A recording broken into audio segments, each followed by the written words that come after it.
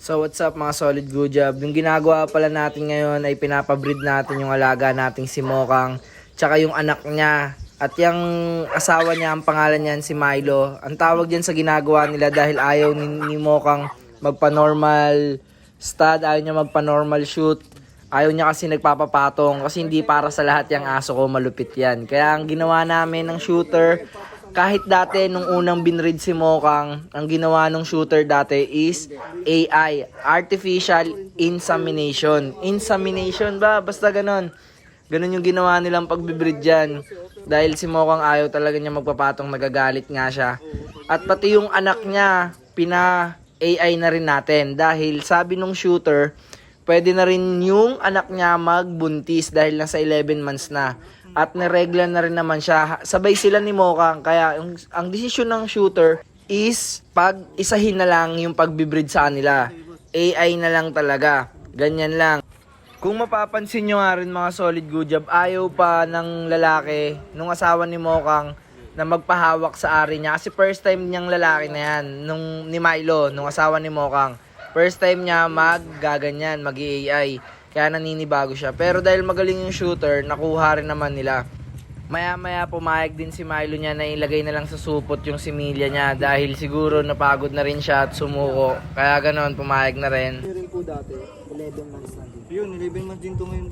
Ang problema yun, ang pinakaano talaga ng lalaki 7 months. Pwede na po talaga siya. Pero pag babae po? Sa babae, pag nag-regla ng sila, pwede naman. Kaso yung iba kasi hindi nila ina-advise. Mas maganda mature po, no? Hindi naman din. Kasi ganun din naman, pabantayin mo rin naman yung pag nanganak eh. 2 years old po po ito pinalihan. Pero na po ito eh. Kaya rin nga, 2 years old na. Hindi pa marunong manganak eh. Ito yung mga buti, kinahin eh. Kasi yung sa tropa ko, mga 7 months from na, nag-regla. Okay din po ito. Sobra po. Kaya po video yung sinesend ko eh. Ako rin, nabesa ko po na Ay, ako AI na. Kasi ayaw niya magpapatong ni Mokang. Hindi mo makukuha ng picture na maayos. Laging nakaharap muna pag picture, nakatalikod. Pipicturean pag tulog. Ito po maganda siguro pag ito nabuntis ko. Oo, no? Kasi po yung tatay na ito, lilac. Sabi po nung owner nun, impossible ito maglabas ng lilac. Kasi ganun Basta daw po ano niya, nasa Hindi, line parang niya. alam ko ang tatay rin nito, ano eh. lilac. Hmm. Yun ang Ang maganda. nanay niya, itim na itim. Ito maganda, ang ganda ng balahibo. Si Mokang na ganyan yun, kaso ngayon, ewan, ba't na ganito? Tamang kindam ng balay ni Ganda, Milo. ganda na Tsaka yung ito. pagka-brown, yung brown niya. Yun na kayo magkapatid. Tatlo lang siguro ulit yung anak niya. Yo, sa tingin nyo mga solid good job, magsasuccessful ba ang breeding nila dahil ang ginawa ng shooter is hinati lang yung similya ni Milo dahil marami naman. Hinati sa nilang dalawang magnanay. Comment down below nga kayo mga solid good job sa mga idea nyo kung magsuccessful ba, sa mga naka-experience na ng gano'n na sa tingin nyo, at sa mga matagal na nagbe-breed dyan. Na-testing nyo na ba na gano'n, hinati lang yung similya ng aso nyo? Kasi marami naman daw yung similyang nilabas ni Milo. Kaya hinati na lang sa nilang dalawang magnanay. At sabi nung shooter, na-experience niya na daw dati na marami yung similya nung male.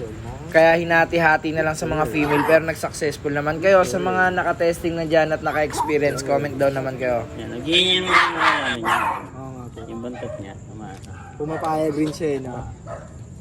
Kapag nasusundot na, galit na, ano? Yun, tapos na si Mokang AI ngayon. Ang next naman na AI, yung anak niya.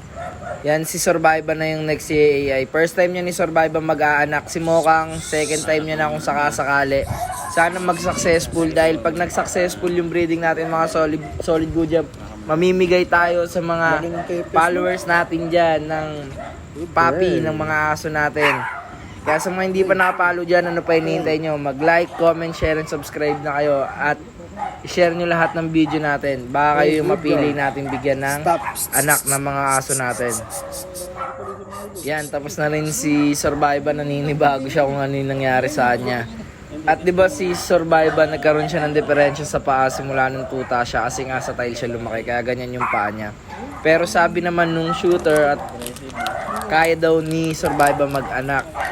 At maliit naman yung asawa niya. Kayo, anong sa tingin nyo, suggestion nyo, comment down below. Anong mas malaki ari nito kaysa kay Mocha? Tapos na yung sessions, pinasampa yun, American Bully. Hindi naman dapat talaga isampa Bubuntis yun. ka na siya. Kasi unang session na Nauna pa kayo sa artificial, akin. Pasa sa akin, no? Ha? Norman. Ah, Si Mukang kasi parang patapos na. AI lang yung ginawa. Ganda rin man, ang liit no?